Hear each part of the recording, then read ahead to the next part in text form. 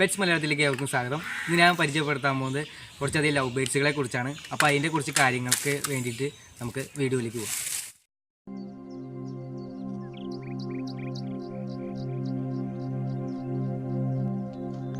അപ്പോൾ ഇതാണ് നമ്മുടെ ലവ് ബേഡ്സ്. ഇതിൽ അപ്പോൾ പിന്നെ ഇതിൻ്റെ ഫുഡിൻ്റെ കാര്യങ്ങൾ പറയാനാണെങ്കിൽ ഞാൻ ഇവിടെ മെയിനായിട്ട് കൊടുക്കുന്നത് തേനയാണ്. പിന്നെ തുളസിയും പനിക്കൂർക്കയിലയും കൊടുക്കാം, അത് നല്ലതാണ്. അപ്പോൾ രോഗങ്ങളൊന്നും വരില്ല. ഈ തുളസി പനിക്കൂർക്കയിലൊക്കെ കൊടുത്തു കഴിഞ്ഞാൽ ഏറ്റവും നല്ലതാണ്. പിന്നെ വെള്ളം വെച്ച് കൊടുക്കുക. കിളികൾക്ക് എപ്പോഴും വെള്ളം എടുത്തുണ്ടാവണം, അന്നേരമാണ് അതിങ്ങൾക്ക് ദാഹം ഉണ്ടാവും മിക്കപ്പോഴും. അപ്പോൾ വെള്ളം നമ്മൾ അടുത്ത് വെച്ച് കൊടുത്തു കഴിഞ്ഞാൽ നല്ലതായിരിക്കും. ഫുൾ ടൈം വെള്ളം അടുത്തുണ്ടാവണം. പിന്നെ ലവ് ബേഡ്സിന് നമുക്ക് പ്രത്യേകിച്ച് കെയറിങ്ങും അതൊന്നും കൊടുക്കേണ്ട കാര്യമില്ല. ഇത് പിന്നെ അത്യാവശ്യം സൗകര്യം ഉണ്ടായാൽ മതി കൂട്ടിൽ. പിന്നെ ഇതേപോലെ കുടവും ഇതൊക്കെ വെച്ച് കൊടുക്കുക. പിന്നെ നാച്ചുറലായിട്ട് ബ്രീഡ് ആയിക്കോളും. നമുക്ക് വെറൈറ്റി കുഞ്ഞുങ്ങളെ കിട്ടാനും ഇതുണ്ട്. പിന്നെ ഇതിൻ്റെ കൂട്ടിൽ എപ്പോഴും ഫുഡ് ഉണ്ടായിരിക്കണം. നമ്മളിപ്പോൾ അയച്ചു വിട്ട് വളർത്താൻ പറ്റിയ ഇതല്ല.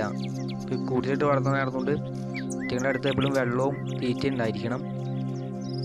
പിന്നെ അത്യാവശ്യം നന്നായിട്ട് ഇണങ്ങും. പക്ഷെ അയച്ചു വിട്ട് ഇണക്കി വിളിച്ച് വരുന്ന ടൈപ്പല്ല. നമ്മുടെ കയ്യിലൊക്കെ ഇരുന്ന് തീറ്റയൊക്കെ തിന്നോളും, കുഴപ്പമൊന്നുമില്ല. ഇതിപ്പോൾ എനിക്ക് കൂടിൻ്റെ സൗകര്യക്കുറവുകൊണ്ടാണ് അതിനെ കാണിക്കാൻ പറ്റാത്തത്. ഇപ്പോൾ പുറത്ത് വെച്ച് കൊടുത്താലും തിന്നോളും, അടുത്തേക്ക് വന്നോളും. പിന്നെ കൂട്ടിൽ കിളികളുടെ കാഷ്ടം അധികം ഇല്ലാണ്ട് ശ്രദ്ധിക്കുക. അത് ഉണ്ടെങ്കിൽ കഴിഞ്ഞാൽ കിളികൾക്ക് രോഗങ്ങൾ വരാൻ ചാൻസ് ഉണ്ടാവും. അപ്പോൾ കൂട് എപ്പോഴും വൃത്തിയായിട്ട് സൂക്ഷിക്കുക. അടിഭാഗം എപ്പോഴും ക്ലീൻ ആയിരിക്കണം. ഇടയ്ക്കിടയ്ക്ക് ക്ലീൻ ചെയ്ത് കൊടുക്കുക.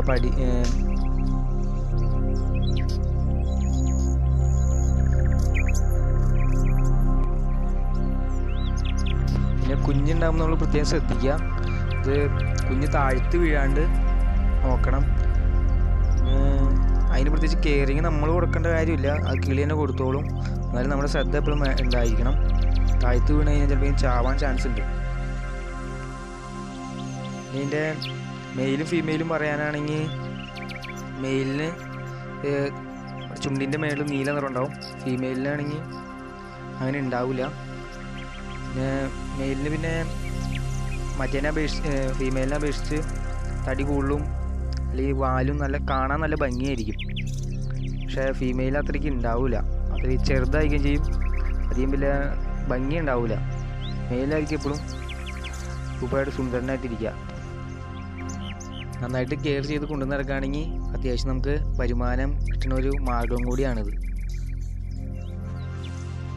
അപ്പോൾ എല്ലാവർക്കും എൻ്റെ വീഡിയോ ഇഷ്ടപ്പെടുന്നതായിരുന്നു. ഇനി ഇതേപോലത്തെ പുത്തൻ വീഡിയോകളുമായി ഇനി എത്തുന്നതായിരിക്കും. അപ്പോൾ എൻ്റെ വീഡിയോ എല്ലാവർക്കും ഇഷ്ടപ്പെട്ടെങ്കിൽ ലൈക്ക് ചെയ്യുക, ഷെയർ ചെയ്യുക, സബ്സ്ക്രൈബ് ചെയ്യുക.